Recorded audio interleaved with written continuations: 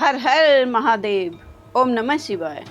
प्रिय भक्तों, स्वागत है आपका मेरे चैनल साहित्य संगम पर, जहां आप सुन रहे हैं चतुर्थ खंड का 9वां अध्याय।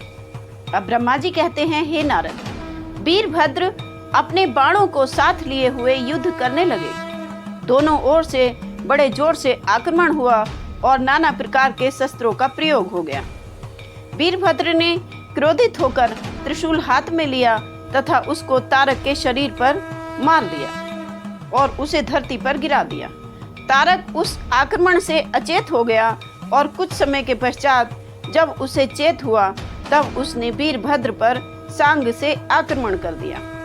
वीरभद्र ने तारक पर पुनः त्रिशूल का वार कर दिया।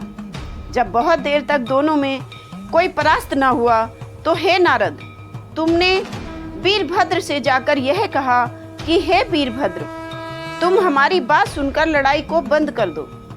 तारक की मृत्यु तुम्हारे हाथों से नहीं होगी। वीरभद्र ने यह सुनकर तुमसे क्रोधित होकर कहा, हे नारद, तुम युद्ध तथा वीरता की बातें क्या जानो? तुम केवल तप करना ही जानते हो। मैं तुमको वीरों के विषय में बताता हूँ कि उनके 4 धर्म होते हैं। जो स्वामी के बिना युद्ध करते हैं तथा अपने प्राणों का मोह न करके भली भांति लड़ते हैं, वे प्रथम प्रकार के वीर होते हैं। जो स्वामी के साथ रंग भूमि में संसार की लज्जा से मर जाते हैं, वे दूसरे प्रकार के वीर होते हैं। उनको सूर कहते हैं। तीसरे, जो अपने स्वामी के साथ युद्ध स्थल त्याग कर भाग जाते हैं, उन्हें क्रूर कहते हैं। और चौथे वे हैं जो निकम्मे होकर घर में बैठे रहते हैं तथा उनका स्वामी युद्ध क्षेत्र में मारा जाता है। वे कायर हैं, उनको कहीं पर भी सुख नहीं मिलता।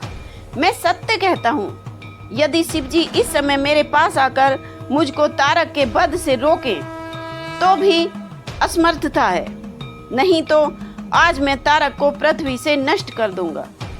यह कहकर वीरभद्र ने तारक के ऊपर अपने त्रिशूल से वार कर दिया। फिर दोनों परस्पर युद्ध करने लगे। दोनों ओर की सेनाएं आपस में भिड़ गईं। इस बार दैत्यों को देवताओं ने बड़ी वीरता के साथ परास्त कर दिया तथा दैत्य अपनी बहुत सी सेना मरी हुई देखकर युद्ध स्थल से भाग चले। हे नारद, युद्ध भूमि की यह दशा देखकर तारक महाक्रोधित हो गया।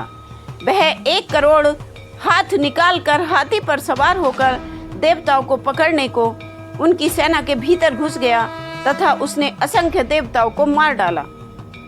उसने अपने हाथी को छोड़ दिया, जिसे देखकर सब हाथी भयभीत होकर इधर उधर भागने लगे।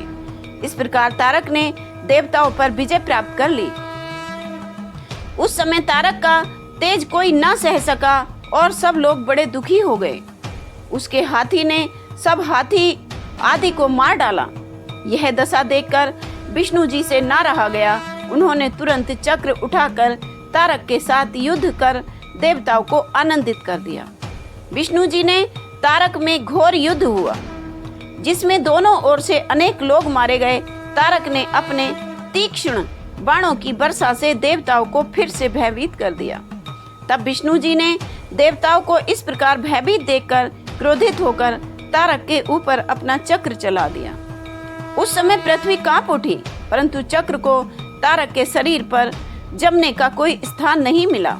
तारक ने अपने गुरु का स्मरण करके उन्हें प्रणाम किया तथा अनेक प्रकार की माया दिखलाई। अनेक राक्षस हाथियों के समान चिंघाड़ते हुए उत्पन्न हो गए। तारक की यह दशा या माया कोई न जान पाया। अतः वे युद्ध स्थल से भागकर स्कंद के पास जा पहुँचे तथा विनय के साथ भयभीत होकर इस प्रकार कहने लगे, हे स्वामी, हम आपकी शरण में आए हैं। अब आप शीघ्र ही तारक का वध कर दीजिए, क्योंकि आपका अवतार इसी के निमित्त हुआ है। आपके बिना और कोई तारक को मार नहीं सकता। हे नारद, देवताओं को इस प्रकार भयभीत देखकर स्कंद ने हंसकर कहा, हे देवताओं, मुझको अपना पराया कुछ भी नहीं पता है। अभी तो मैं लड़का हूँ। अभी तक मैं इस बात की परीक्षा करता रहा कि मैं किसके साथ युद्ध करूं। यद्यपि मैं धनुर्विद्या बिल्कुल भी नहीं जानता हूँ। हे नारद, तुमने स्कंद के ऐसे वचन सुनकर कहा, हे महाराज, आप तो शिव से उत्पन्न हुए हैं, सृष्टि के रक्षक हैं। देवताओं को आप ही सुख की प्राप्ति दे सकते हैं। आप बालक, युवा या वृद्ध नहीं हैं। तारक ने देवताओं को जीतकर उन्हें बड़े बड़े दुख पहुंचाए हैं, इसलिए अब आपको तारक का वध शीघ्र ही कर डालना चाहिए। अब स्कंद कुमार पहले तो हंसे, परंतु बाद में क्रोधित हो गए। तब वे विमान छोड़कर अपनी शक्ति सहित तारक की ओर पैदल ही चल पड़े। यह देखकर तारक ने हंसकर इस प्रकार कहा कि देवताओं ने इस बालक की आशा पर ही अपने बल को नष्ट किया है। वास्तव में ये सब के सब बुद्धिहीन हैं। मुझको निश्चय है कि मैं समस्त देवताओं को मारकर नष्ट कर डालूंगा। ऐसा कहकर तारक हाथ में शक्ति लिए हुए स्कंद से युद्ध करने के लिए चल पड़ा। वह देवताओं से बोला, हे देवताओं, तुमने इस बालक को युद्ध स्थल में अगुआ बनाया है। अब मैं तुमको इसका फल देता हूँ। तुम सब जिसकी आशा पर निर्भर करते हो, वह मेरे भय से यहाँ से भाग जाएगा। छोटा भाई विष्णु तो छल में अद्वितीय एवं माया दिखाने में विख्यात है ही। इसने बलि के साथ वामन रूप में बड़ा छल किया तथा मधु कैटव का शीश छल करके काट डाला। फिर अमृत बांटने के समय भी मोहिनी रूप में इसने छल कर दिया। इसने वेद के विरुद्ध स्त्रियों को मार डाला तथा बाली के वध में भी श्री राम रूप में इसने धर्म का कुछ विचार नहीं किया। रावण को, जो ब्राह्मण जाति का था और जिसको मारना वेद में भी निषिद्ध है, इसी ने उसको मार डाला तथा अपनी निष्पाप स्त्री सीता को त्याग दिया। इसने श्री कृष्ण रूप में पर स्त्रियों के साथ भोग करके वेद की रीति को त्याग दिया और अनुचित रीति से विवाह कर कलयुग की चाल चलकर बड़ा अधर्म किया है। इसी प्रकार बुद्ध रूप में सब वेदों की निंदा करके इस विष्णु ने कुछ भी विचार नहीं किया। मुझे आश्चर्य है कि ऐसे मनुष्य के बल पर तुम देवताओं ने युद्ध करने का प्रयत्न किया है। हे नारद, इसके पश्चात तारक इंद्र की निंदा करते हुए कहता है, हे देवताओं, इंद्र तो बहुत ही बुरा और अनाचारी है। उसने अपने पिता के लड़के को दिति के गर्भ से गिरा दिया तथा केवल सांसारिक आनंद के निमित्त ऐसे कार्य करते हुए धर्म का ज्ञान विचार नहीं किया। इसने गौतम की स्त्री को भोग किया तथा व्रत नामक ब्राह्मण का वध कर डाला। सांसारिक आनंद के निमित्त इसने कौन कौन से अपराध नहीं किए। इस समय भी इसने इस छोटे से लड़के को युद्ध भूमि में अगुआ बना लिया है, जो अभी मेरे हाथों से मारा जाएगा। यह पाप भी इसी पर पड़ेगा, अन्यथा यह लड़का भाग जाएगा।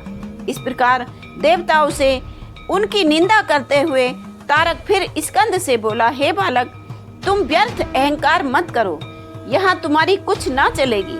जो मनुष्य ब्राह्मण का अपमान करता है, उसके धन, प्राण, धर्म, बल आदि कुछ शेष नहीं रहते। यह कहकर उसने अपनी सांग उठाई। हे नारद, इस प्रकार कहते हुए तारक की शक्ति क्षीण हो गई, क्योंकि बड़ों की निंदा तथा उनके कर्म कहने में तुरंत ही शक्ति क्षीण हो जाती है।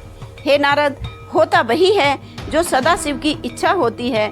संसार में ऐसा कौन है जिसकी बुद्धि शिव जी की माया के सम्मुख ठीक रह सकती है।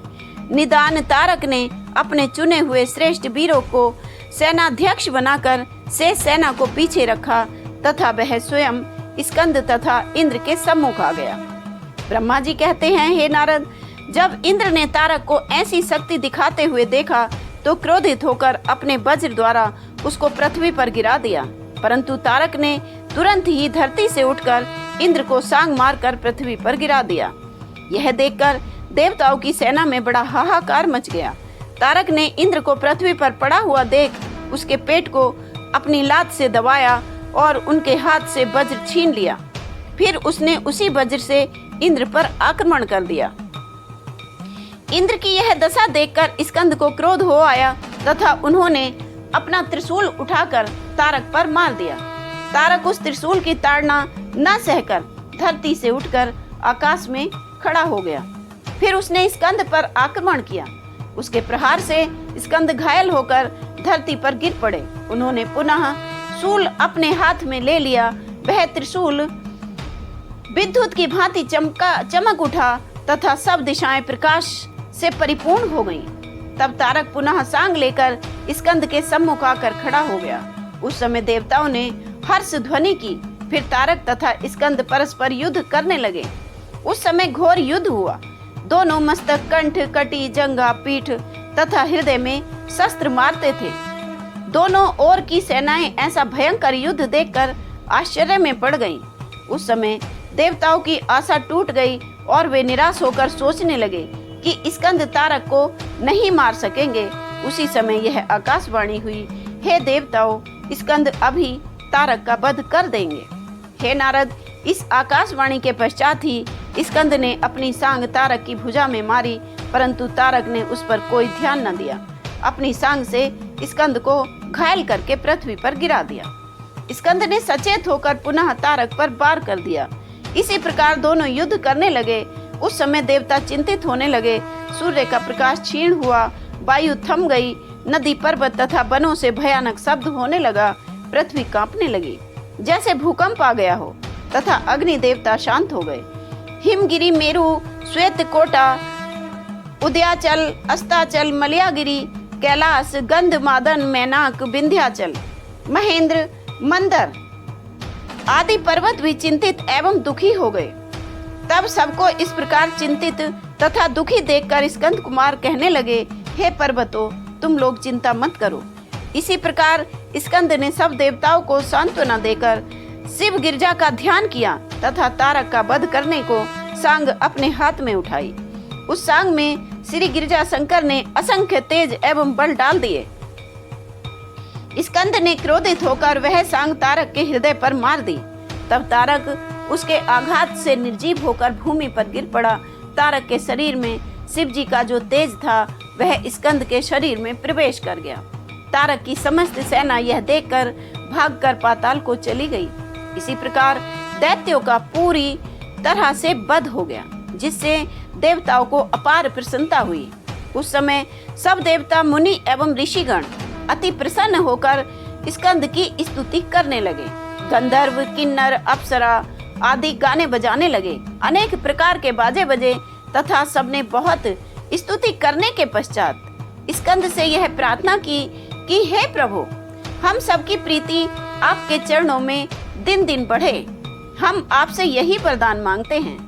देवताओं तथा पर्वतों की ऐसी स्तुति सुनकर स्कंद ने कहा, हमने तुम्हारी स्तुति से प्रसन्न होकर तारक का वध किया है। भविष्य में भी हम तुम्हारे दुखों में हर तरह से सहायता करेंगे। इसके पश्चात स्कंद पर्वतों से कहने लगे, हे पर्वतों, तुम सब प्रतिष्ठा के योग्य हो। समस्त मुनि और तपस्वी तुम्हारी सेवा करेंगे। तुम्हारे देखने मात्र से ही मनुष्यों के समस्त कष्ट दूर हो जाएंगे।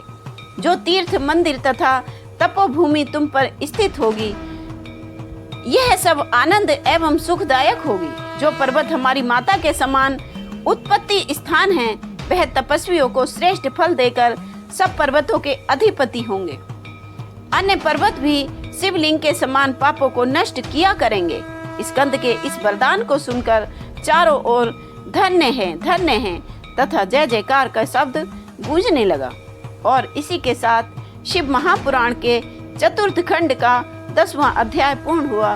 प्रिय भक्तों, यदि आप चैनल पर नए हैं तो कृपया चैनल को लाइक, सब्सक्राइब अवश्य कर लें और कमेंट में हर हर महादेव अवश्य लिखें। जय शिव ओंकारा।